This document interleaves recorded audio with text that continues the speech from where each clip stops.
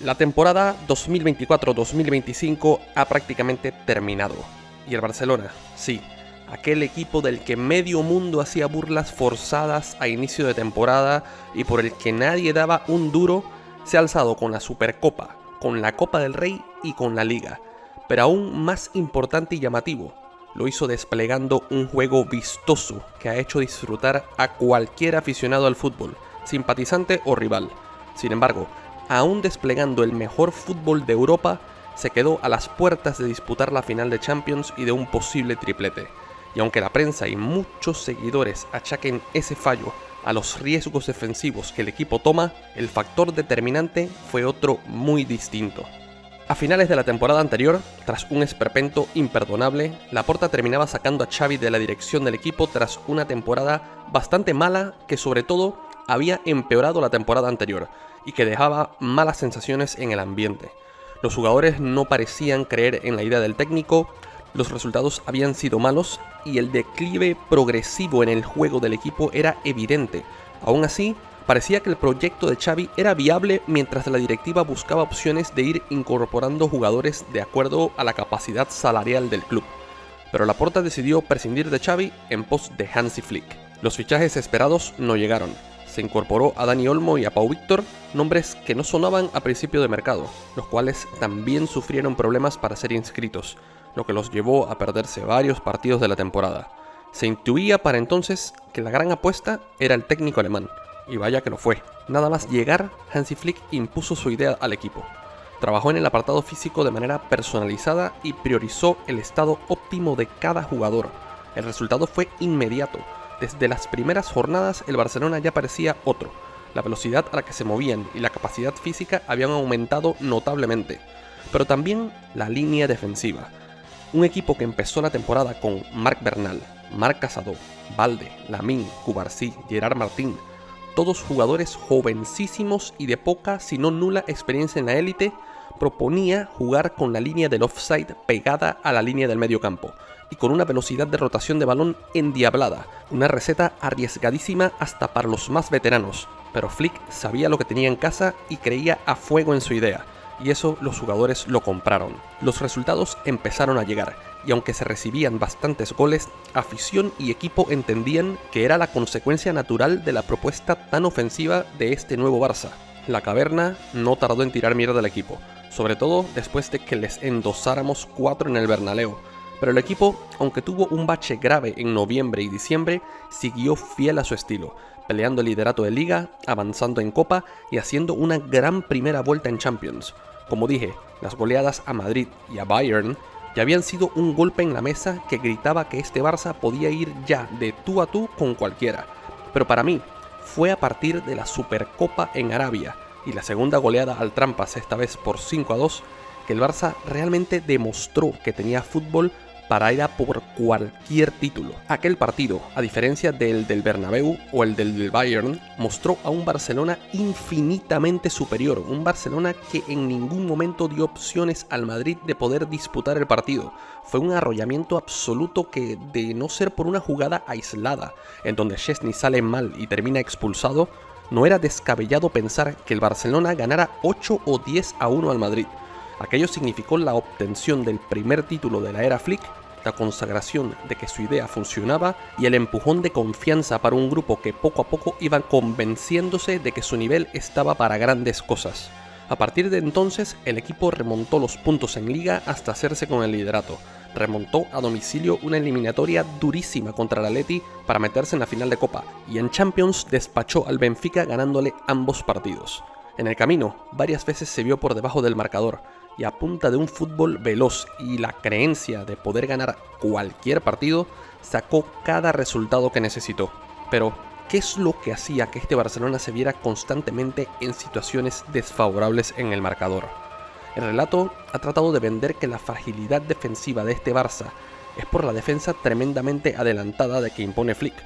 Esa defensa que deja tanto espacio a espalda de los centrales y que los equipos tratan de aprovechar con balones largos rompiendo el offside.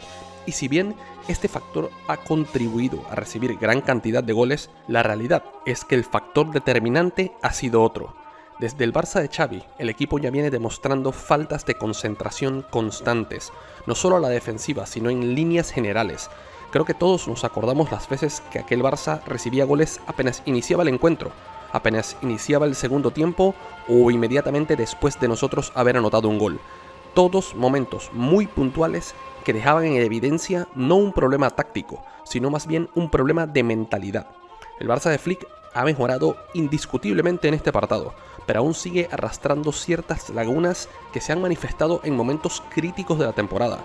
Desatenciones que nada tienen que ver con una línea defensiva adelantada. En el primer partido grande de la temporada contra el Bayern en Montjuic, tras el empate de Harry Kane, que llegó tras 2 desatenciones seguidas, el Barça sufrió un periodo de 20 minutos en el que pareció que se desintegraba. Mentalmente se fueron del partido y el Bayern milagrosamente no aprovechó para ponerse por delante. Un gol de Lewandowski en una jugada aislada al minuto 36 volteó la dinámica del encuentro, que terminó en la goleada blaugrana. En el primer clásico de liga, aquel que terminamos goleando 0-4, tuvo un primer tiempo en el que las desconcentraciones fueron constantes y solo un inspiradísimo Iñaki Peña y un Mbappé pésimo evitaron 2 o 3 goles del Trampas que hubieran cambiado la historia de aquel partido. En octavos de Champions contra el Benfica, otra vez nos quedamos con 10 tras una roja absurda que pudo haber costado la eliminatoria. Esa vez el espíritu inquebrantable del grupo, el tremendo esfuerzo físico y el desacierto del Benfica permitieron al Barça salir victorioso. En las semis contra el Atleti en Montjuic por Copa, el Barça hizo para mí el mejor partido de la temporada. Sin embargo, aquel encuentro terminó 4-4. Empezamos perdiendo 0-2, otra vez más tras 2 desatenciones imperdonables. Y tras un huracán de fútbol que nos puso por delante 4-2, sobre el final el Atleti repitió la receta del inicio y nos hizo 2 goles sin apenas generar fútbol. Desconexiones mentales que cada vez se acercaban más a pasarnos factura. Llegaría entonces el partido que más me decepcionó y preocupó en toda la temporada. Con una ventaja de 4 goles, el Barça iba a Dortmund a cerrar el pase a semifinales. Otro error imperdonable a principio de partido daba esperanzas del milagro al equipo alemán, que poco a poco iba agrandándose más al ver que pasaban los minutos y un Barcelona totalmente desconocido no despertaba. Los blaugranas cayeron 3-1 y se quedaron con el boleto a semis, pero la sensación que me dejó ese encuentro es que el Dortmund, con un poco más de acierto en ataque y defensa, nos hubiera echado de Europa con otra humillación más. Fue a mi criterio el peor partido de la temporada y la relajación fue desproporcionada. Y creo que Flick pensó lo mismo y se mandó alguna buena reprimenda, porque a partir de entonces el equipo se jugó cada jornada de liga como si fuera una final. Hizo un partido épico en la final de Copa contra el Trampas en el cual nos robaron escandalosamente. Y en el clásico de liga dio un repaso de fútbol que zarandeó como a un trapo sucio al Madrid en Montjuic. Eso sí, en todos ellos recibiendo goles que eran marca de la casa ya, desatenciones y errores infantiles. Pero entre medio de aquello estuvo la infame semifinal de Champions.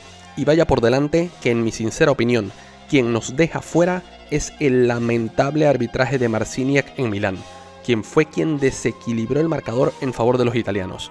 Pero, ciñéndome al fútbol puro y duro, los goles que nos terminaron eliminando fueron los 2 goles recibidos en corners en Barcelona. Aquel partido que debimos haber ganado 3-0 o 3-1 al menos, terminamos empatándolo a 3, quedando obligados a ir a ganar a Milán. Creo con todo mi ser que si el Barcelona hubiera defendido a buen nivel en ese partido de ida, hoy estuviéramos en la final de Champions. Sí, luego en Milán nos meten 3-4 goles. Pero aquellos sí que son causa natural de nuestra defensa adelantada, situación entendible dado nuestro estilo, y que debo mencionar que si en el global el Barça hubiera llegado allá con ventaja, el Inter jamás hubiera tenido esas oportunidades tan manifiestas y el equipo podría haber administrado de mejor manera esa renta. Flick ha declarado hace poco que espera durante esta pretemporada de cara a 2025-2026 poder tener tiempo de practicar más automatismos defensivos, mejorar ese aspecto y así reducir la cantidad de ocasiones de gol que nos generan. Si el alemán logra mejorar aún más esto, el equipo será aún más letal y temible. Pero sinceramente, pienso que el apartado que nos hará dar un salto cuántico será el mental. Si logramos reducir las desconcentraciones y los errores infantiles al mínimo, el equipo será nuevamente candidato a todo y esta vez con muchos más argumentos. La base está ahí, los cracks están ahí, la mente maestra está ahí. Queda trabajar y afianzar. Este grupo ya se sabe capaz de ganar a cualquiera y tiene hambre de éxito, de títulos y de hacer historia. Y sobre todo, son chicos jóvenes y de la casa. Vizca el Barça y nos vemos en el próximo video.